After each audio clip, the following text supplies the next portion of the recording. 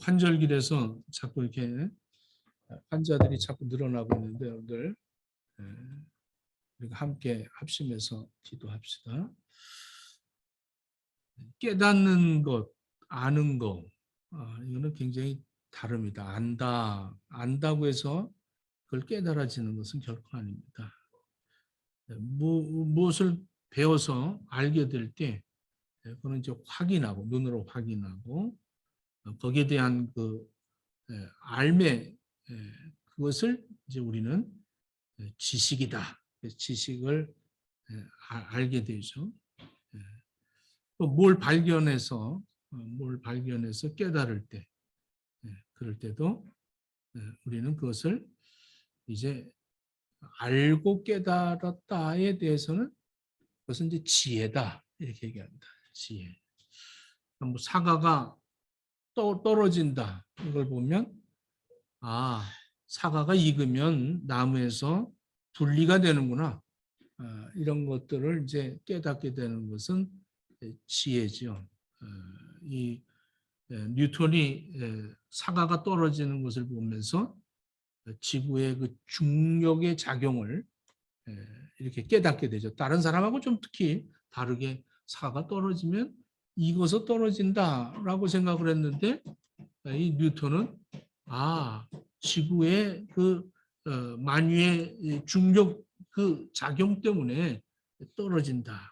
이것은 굉장히 참 지혜로운 그러한 깨달음이죠. 근데 이렇게 깨닫는다고 해서 이게 전부가 아닙니다. 나의 삶의 연관성이 있어야 되는 거죠. 우리가 아무리 알고 아무리 깨달아도 나의 삶과 직접적인 연관이 없으면 사과가 떨어지는 거, 그래, 그게 그런 거구나. 이렇게 알고 있으면 나하고는 상관이 없는 거죠. 나하고 관계가 되느냐. 이 관계 속에서 그 직접 연관이 되어질 때에 그것을 체험을 통해서 내가 터득하게 되는 겁니다.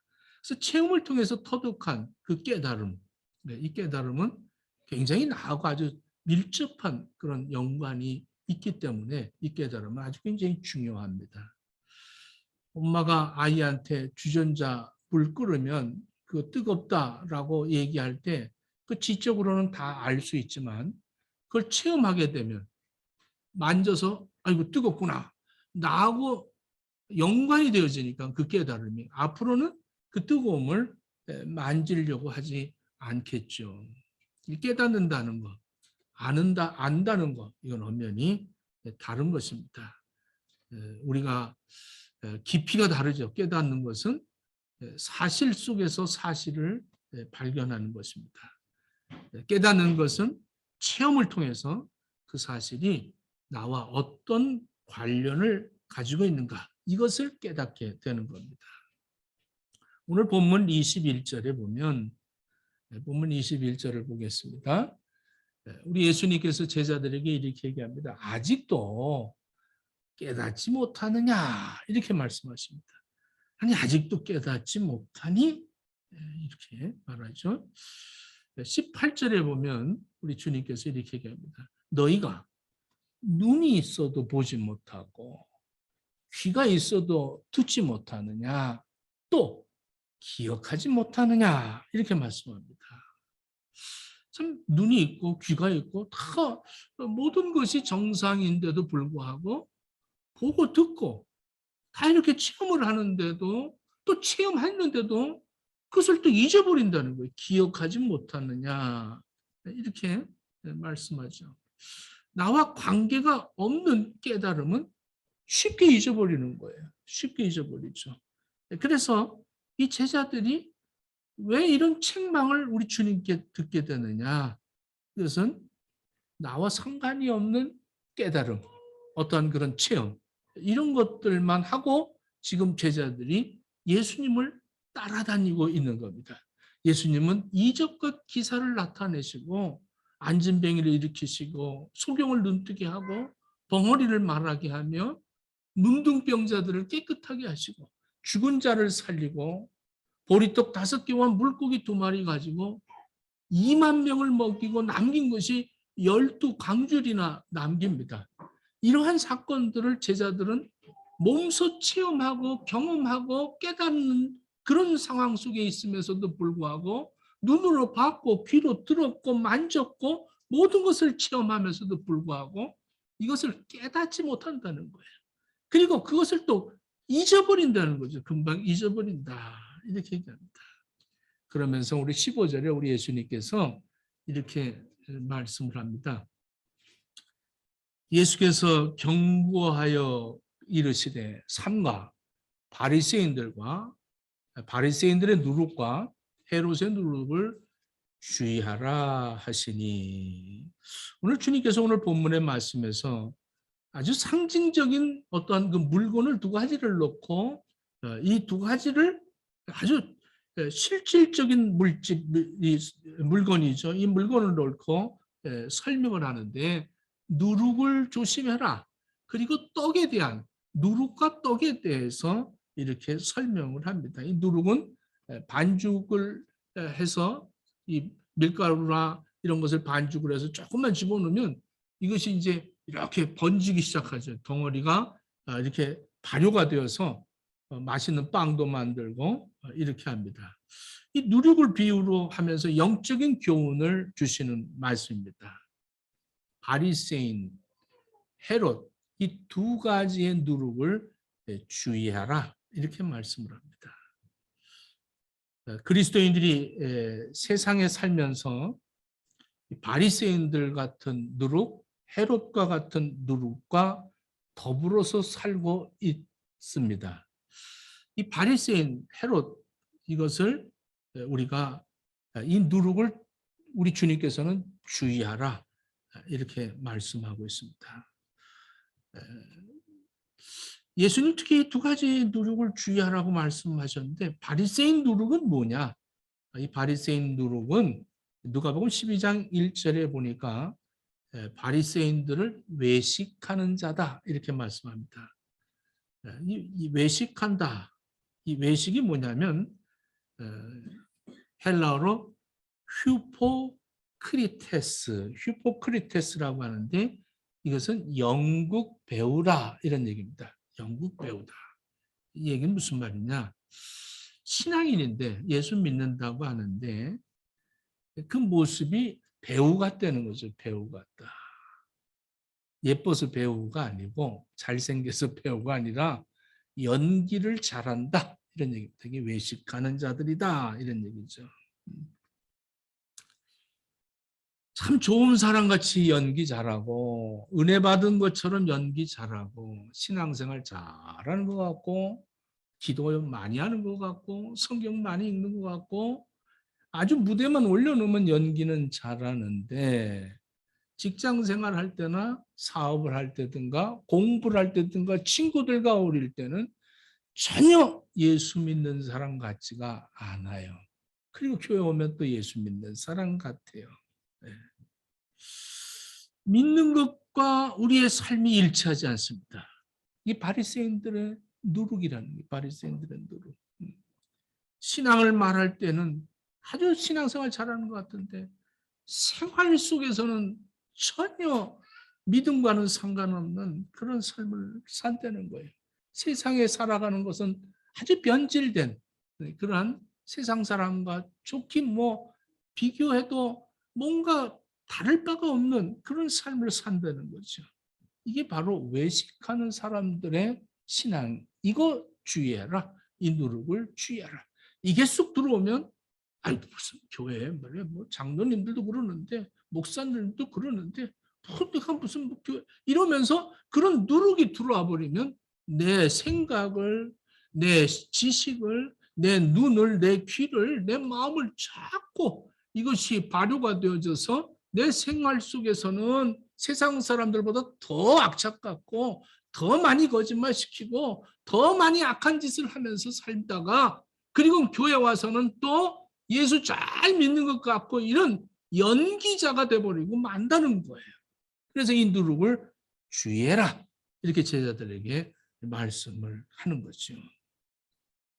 여러분들 누룩을 주의하십시오. 바리새인의 누룩, 외식하는 연기자들 되지 말라는 거예요. 네. 그다음에 헤롯 누룩을 조심해라. 이건 참 헤롯이라는 이 사람은 아주 대단한 사람이에요. 이 팔레스타인 땅에 와서 이제 분봉왕으로, 그러니까 로마의 식민지였기 때문에 로마가 인정을 해서 왕으로 이제 이렇게 다스려 통치하게 만드는데, 이 유대인들이 아주 기질이 좀 특이하죠. 특이하니까 이들한테 환심을 사기 위해서 가장 그 유대인들 왕가 중의 여자를 왕비로 이렇게 삼습니다. 그래서 자기도 유대교로 개종을 합니다. 개종을 하고 예루살렘 성전이 이렇게 무너진 것들을 다시 재건을 하는데 아주 기여를 하면서 유대인들의 마음에 그 환심을 사게 됩니다. 그리고 또 로마의 정치에 이제 사마리아 지역에다가 거대한 로마 신전을 로마 사람들이 섬기는 신전을 또 건축을 하죠. 아주 정치적인 야망을 가진 이 헤롯, 이 헤롯 같은 이것을 이 누룩을 주의하라. 이게 무슨 말이냐면 우리가 신앙생활하면서 내가 유익이 된 것들을 추구하기 위해서는 어떠한 것도 내가 잔머리를 부르면서 할 수 있다. 하나님 앞에 구하는 것도 하나님이 나에게 주어서 이 세상을 다스리고 지배하고 통치하라고 하셨으니 하나님에게도 잘 보이고 그리고 내가 사는 이 현장 속에서도 누리고 살아보겠다. 이런 누룩. 이게 이제 바로 인본주의적인 그러한 이 누룩이죠. 그래서 하나님의 뜻은 전혀 관심 없습니다. 성경에 대해서는 전혀 관심이 없고 먹을 것, 입을 것, 마실 것에 더 관심을 집중을 두는 것이죠. 그리고 이제 오늘 이 누룩에 대해서 이렇게 이 누룩 조의해라. 그리고 떡에 대해서 이제 본론으로 우리 주님께서 들어갑니다. 지금 예수님께서 이방 지역에서 머물면서 놀라운 이적을 행했습니다. 떡 7개 가지고 생선 2마리 가지고 4,000명을 먹이고 7 광주리를 남겼습니다. 이게 이제 베세다 광야에서 어린 소년이 이 도시락을 하나 갖고 와서 이 도시락을 가지고 나누어 줬는데 한 2만 명이 되는 사람들을 다 먹이고 어린아이와 여자들을 제외한 5천 명이라. 그러니까 어린아이들과 여자들은 이 유대인들은 인구 조사에 넣지 않았습니다. 왜냐하면 세금을 내는 사람들만 이렇게 그 숫자로 이렇게 정했기 때문에 세금을 내지 않은 사람들은 이렇게 숫자에서 열애가 되죠.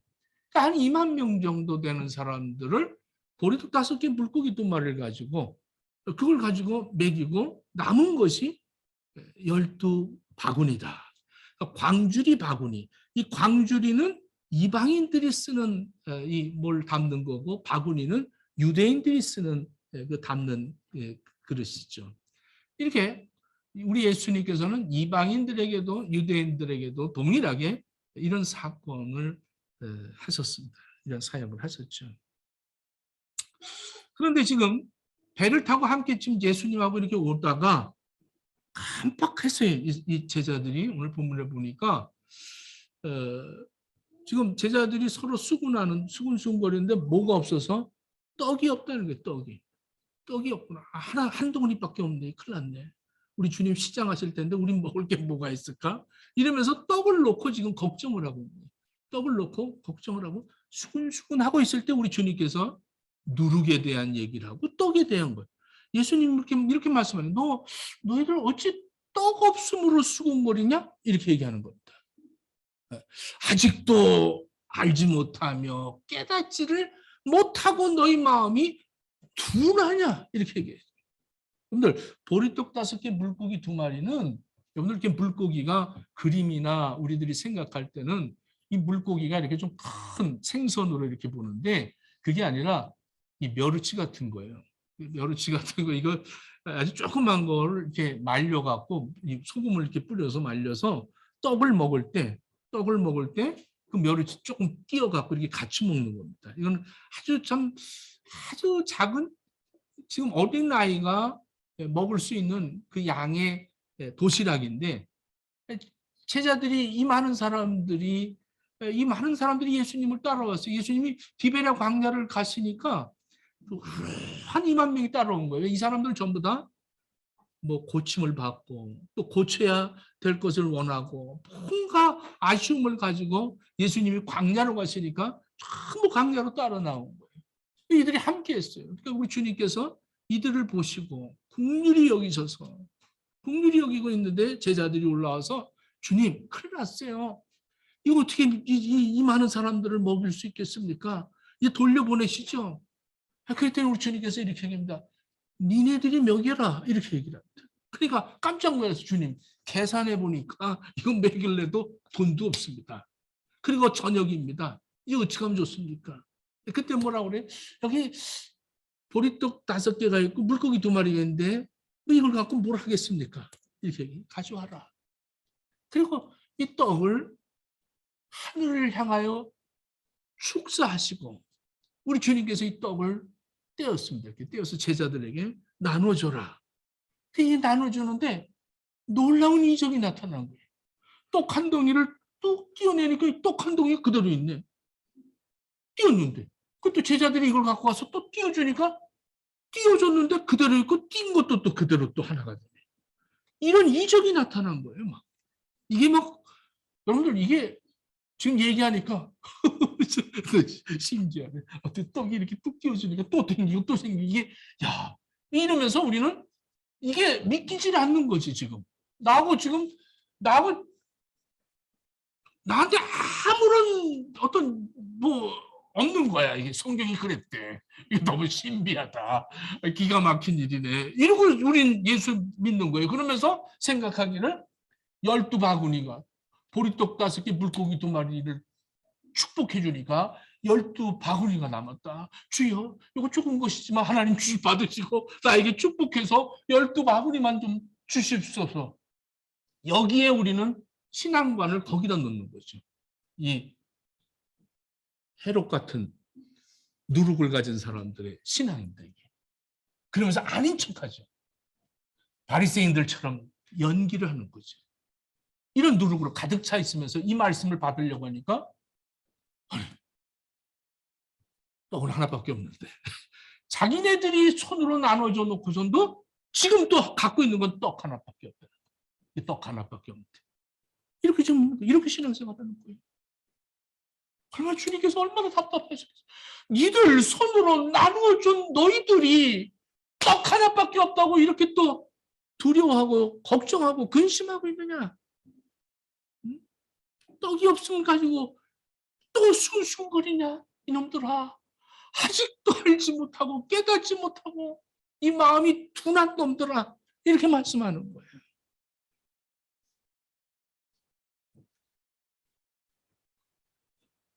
내가 자 19절부터 봅시다. 내가 떡 5개로 5,000명 먹이지 않았니? 그리고 내가 몇 바구니 남겼니? 그랬더니 제자들이 아주 답을 잘합니다. 12일이다 이렇게 대답을 합니다. 12일이다. 또 이어서 이렇게 말합니다.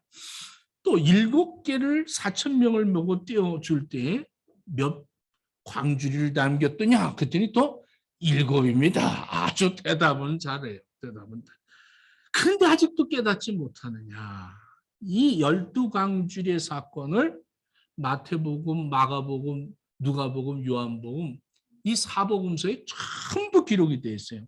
마태복음 14장 20절에 보면 다 배불리 먹고 남은 조각을 12바구니에 차게 거두었다.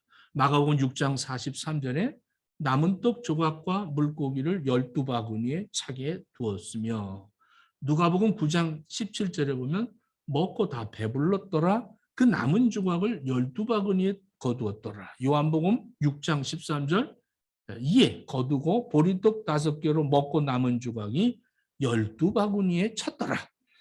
12바구니에 가득 찬 것을 모든 제자들이 이 복음서에서 다 기록해 놨어요. 그러니까 굉장히 중요한 말씀이라는 것을 우리에게 명확하게 더 입증시키시는 그런 말씀이죠. 이렇게 물고기 2마리, 보리떡 5개로 이런 오병이어의 이적을 나타내신 우리 주님. 제자들의 손에 쥐고 있는 그 떡과는 엄연히 다른 거죠. 똑같은 떡인데 주님의 손에 있었던 그 떡은 나눔의 떡인데 제자들이 갖고 있는 떡은 근심의 떡이에요. 갖고 있는 것이 걱정의 떡입니다. 지금 자기 손에 든 떡을 보고는 조금 전에 발휘했던 그 믿음을 발휘하지 못하는 그런 떡이죠. 믿음이 있노라고 하면서 지금 떡을 갖고 있으면서 체험을 했고 경험을 했던 이 제자들은 이 떡을 가지고 있으면서도 믿음을 행사하지 못하는 그런 떡을 갖고 있는 거예요. 기도할 줄 알고 말씀을 갖고 있으면서도 불구하고 이것을 가지고 믿음의 행위를 드러내지 못하고 살아가는 그런 안타까움을 우리 주님께서 아주 정확하게 우리에게 가르쳐 주시는 말씀입니다. 여러분들 믿음을 사용하십시오. 믿음을 사용해야 될 텐데 믿음을 사용하지 못하고 있는 거예요. 그 믿음이 아직 나의 믿음이 아니기 때문에 그래요. 그거는 그때만 그렇게 된 거야. 이렇게 하는 거죠. 그 믿음은 객관적인 믿음인 거죠. 나하고는 상관없는 그런 믿음이에요. 이걸 깨달으라는 거예요. 그 믿음으로 기도하고 그 믿음으로 나가야 될 텐데 그건 그분이 체험한 것이 나하고는 상관이 없다는 거죠. 우리에게 이것을 책망하시는 거예요. 믿음은 구별입니다. 평상시에는 잘 몰라요. 여러분들 시간을 구별하고 기도를 구별해서 하나님의 임재를 체험하는 사람들은 다릅니다. 우리 예수님께서는 우리들에게 지금 요구하시는 것이 바로 이겁니다. 나는 살아있다는 거예요. 하나님은 살아계셔서 보고 계시고 듣고 계시고 말씀하고 계시고 지금 이 현장에 계시다는 거예요. 할렐루야. 이 임재를 깨달아야 될 텐데 이걸 못 깨닫는 거예요. 우리 주님께서 그 떡을 뗄 때 그걸 왜 깨닫지 못하냐는 거예요. 이렇게 떡을 떼면서 예수님은 떡에 대해서 아주 굉장히 강조하시죠. 떡에 대해서 강조하십니다. 예수님은 떡을 떼면서 지금 창조주라는 것을 명확하게 그 제자들에게 가르쳐 준 겁니다. 나는 창조주다. 봐라, 이거 봐라. 이 피조물이 또 이렇게 생산이 되지 않니? 띄워주니까 너희들도 한번 해봐라. 이걸 가서 갖다 나눠주려니까 이렇게 해서 내가 지금 김미선 성도한테 이렇게 줬어요. 한 떡을 이렇게. 그 김미선 성도가 어머 떡이 또 하나가 또 생겼네요. 그래서 선이한테 이렇게 띄워줬어요. 띄워줬는데 또 있네.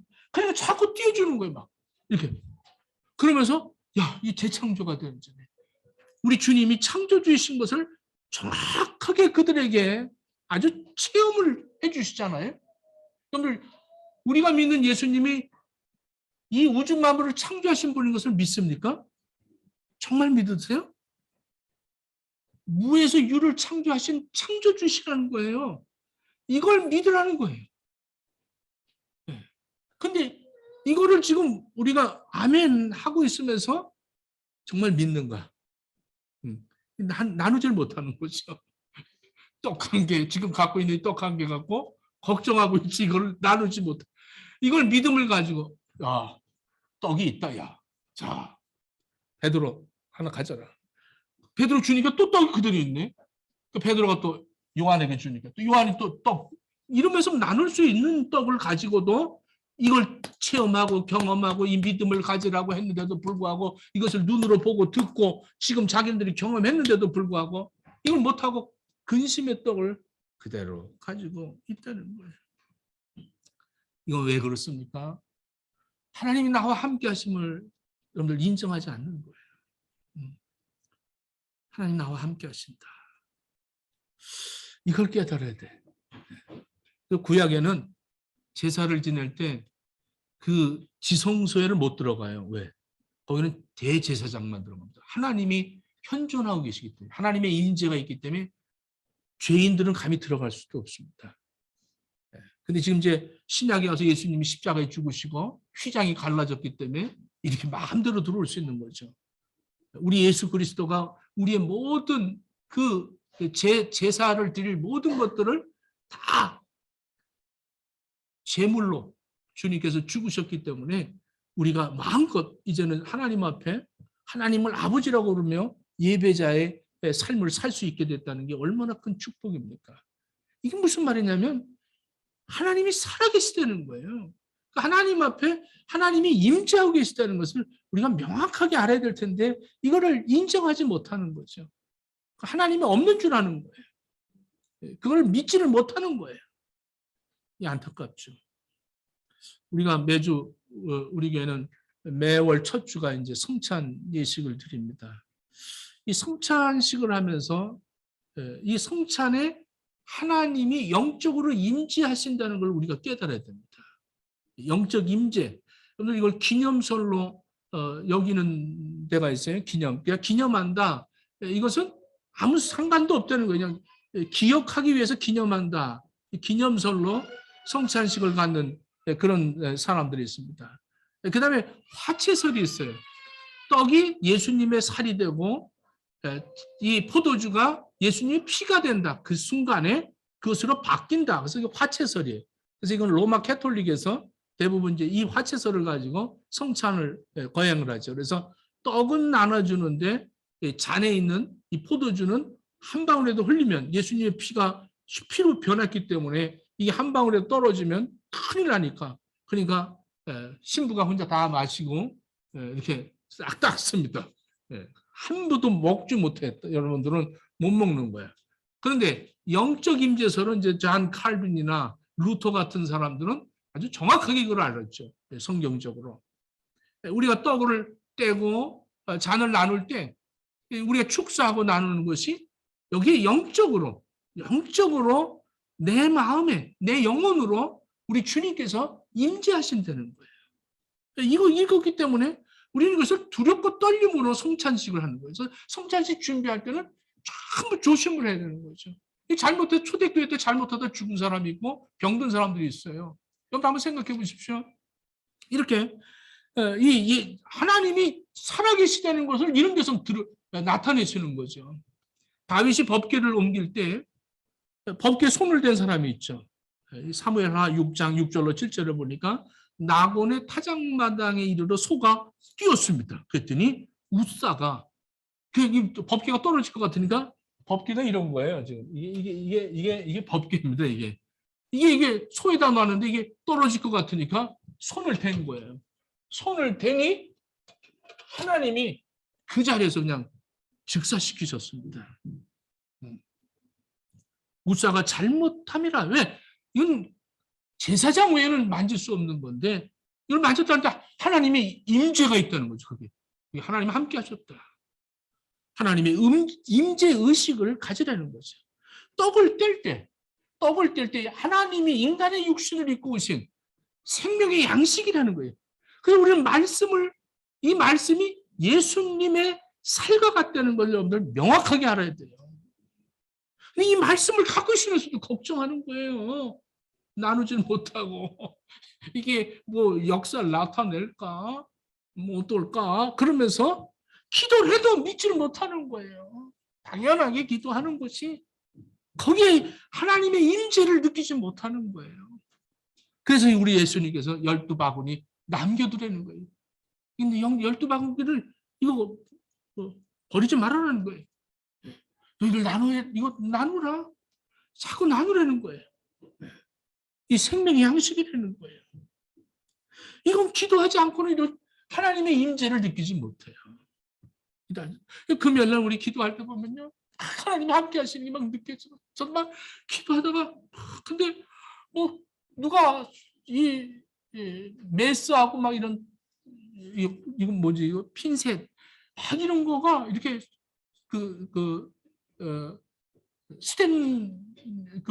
가방에 스텐으로 된 그 가방에 딱 놓여갖고 막 기도하는데 막 그런 게 이게 확 이게 느껴지는 거예요. 누군가가 받고 있구나. 막 이렇게 깨달아지는. 이런 임재가 있어야 되잖아요. 이런 게. 이런 게 근데 깨닫고도 잊어버린다니까. 옛날에는 저런요. 뭐 이러면서 간증하면서 떡만 간증한다니까요. 제가 머리도 5개 드렸더니 이렇게 내가 성공했습니다. 내가 이렇게 잘 살게 됐습니다. 이걸 간증하는 거예요. 하나님의 임재를 간증하는 게 아니라 하나님이 나와 함께 하십니다. 이걸 간증해야 되는 게 아니라 내가 하나님 때문에 이렇게 됐습니다. 이걸 간증하는 거예요. 여러분들 정말 하나님이 임재를 체험하면 내 삶에 기도 안 할 수가 없다니까. 어떻게 기도 안 하고 살 수 있어요? 그래서 오늘도 나오다가 깜빡했어요. 그래서 다시 돌아서 좁은 문으로 들어가서 차로 갔어요. 제가 다니는 좁은 문이 하나 있습니다. 이렇게 쇠파이프로 된 이 도로 가리키는 거하고 하나는 이쪽으로 도로 가리키는 아주 코너에 이렇게 있어요. 거길 지나가면서 저 나름대로 하나님의 임재를 체험해요. 주님, 난 좁은으로 들어가겠습니다. 근데 하나님이 나와 함께 하시는 걸 오늘도 기도하는데 뭐 우리 김소연 전도사님 동생이 막 목수가 찬다고 기도하려고 들어와서 기도하는 거예요. 왜? 하나님의 임재를 알고 있으니까. 하나님은 내 기도를 들으시기를 바라시니까. 하나님이 나를 기도할 때 하나님이 함께 하시는 걸, 하나님이 나타내시기를 그것을 원하고 계시니까. 그 기도하는 거예요. 말씀을 보는 거예요. 하나님이 살아계시다니까. 보고 계시고 듣고 계시고 말씀하고 계시잖아요. 근데 우리는 그걸 몰라요. 그냥 그러고 믿는 거예요.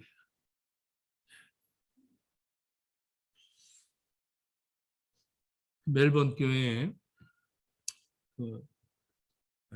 어느 한국 유명한 명문 대학교를 영문과로 졸업한 부목사가 계신데 얼마나 영어를 잘하는지 몰라.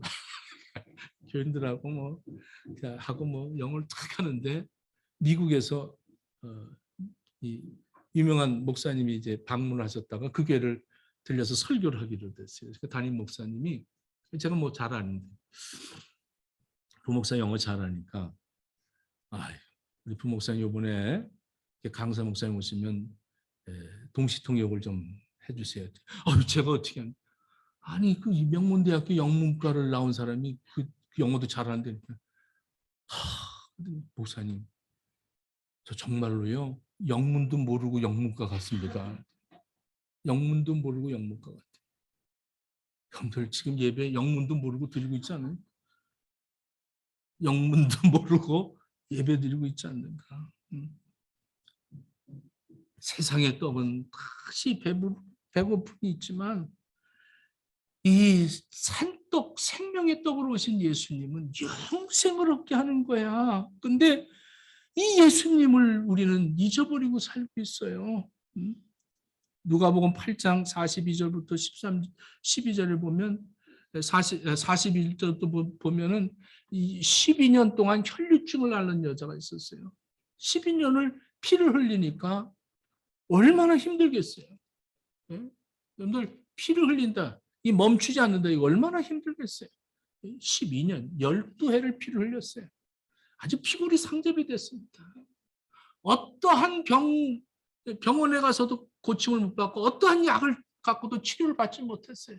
근데 예수님이 이렇게 사람들을 살린다는 이 소문을 듣고 이 기쁜 소식을 듣고 이 여인의 고백이 이겁니다. 내가 그분의 옷자락만 만져도 고침을 받을까 하매로라. 이렇게 말합니다. 성경에. 예수님의 옷자락만 만져도 나는 고칠 것이다. 그래서 이 온몸이 바싹 말라서 말 한마디, 발 한 발자국 걷기도 힘든 이 여자가 예수님이 계시다는 곳을 찾아가죠. 찾아갔더니 무리가 얼마나 많은지 그를 비집고 들어갑니다.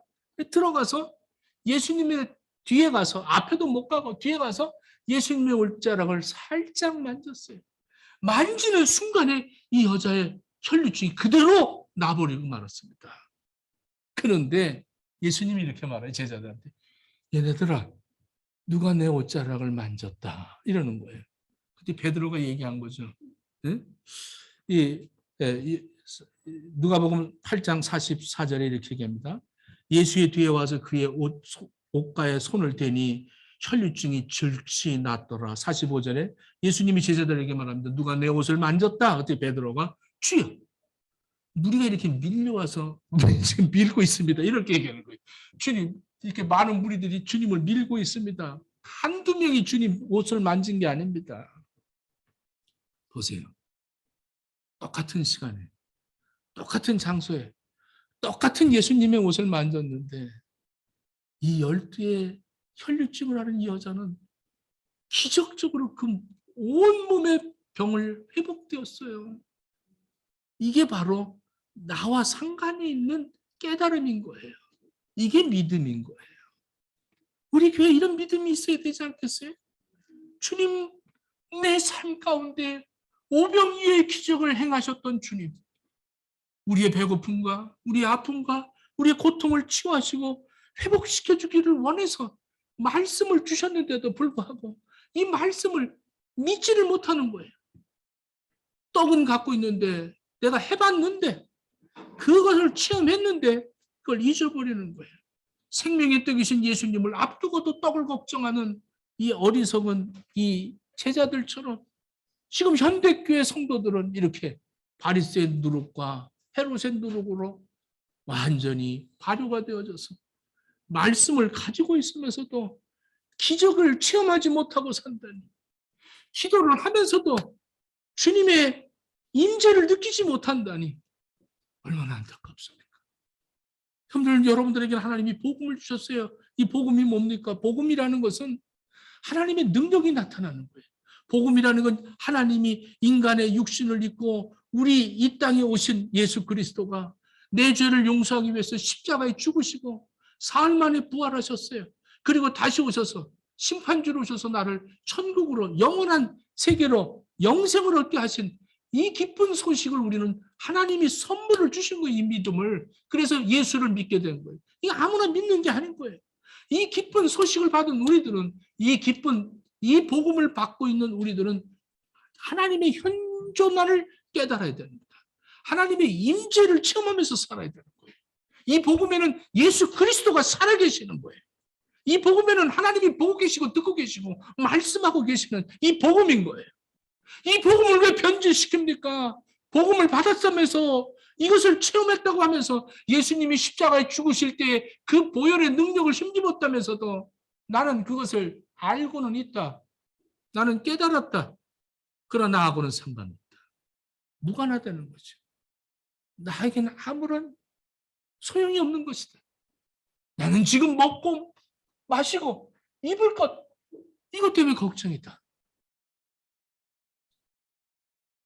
말씀은 살아계신 겁니다. 여러분들, 믿음을 가지고 하나님의 임재를 체험하면서 너무 신기해서 어머, 말씀이 이렇게 살아 역사하시네. 이게 새벽에 느껴진다니까. 네? 기도하고 나면 그게 응답이 안 오면 내가 어리석었구나 그러면서 그게 임재가, 하나님의 임재가 느껴진다니까요. 너무너무 좋아. 그래서 신앙생활 하는 거예요. 그 기쁘고 즐거운 거죠. 그 어디나 천국이고. 이런 역사가 우리 행복의 식구들 여러분들에게 다 있기를 아직도 보고 너희들이 듣고 만지면서도 아직 깨닫지 못하니? 또 잊어버렸니? 이 소리 듣지 마시고 또 떡한 돌이 갖고 걱정하지 마시고 나누면서, 그러면서 하나님의 생명을 여러분들 체험하면서 살기를 예수님 이름으로 축원합니다. 기도하겠습니다. 하나님, 이 생명의 떡을 아는 것으로 우리는 너무나 설명하려고만 합니다. 이 부족한 정도 틀 이곳에 서서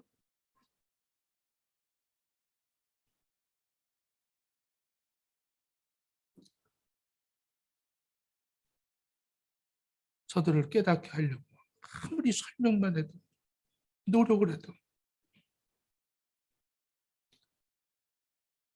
주님이 임재해 주시옵소서. 저들의 생활 속에 하나님이 임재하시옵소서. 저들의 기도 속에 하나님이 살아계심이 임재되도록 허락해 주옵소서. 저들의 생활 터전에 하나님이 함께 하심을 저들이 체험할 수 있도록 허락해 주시옵소서. 예수님 이름으로 기도드립니다. 아멘.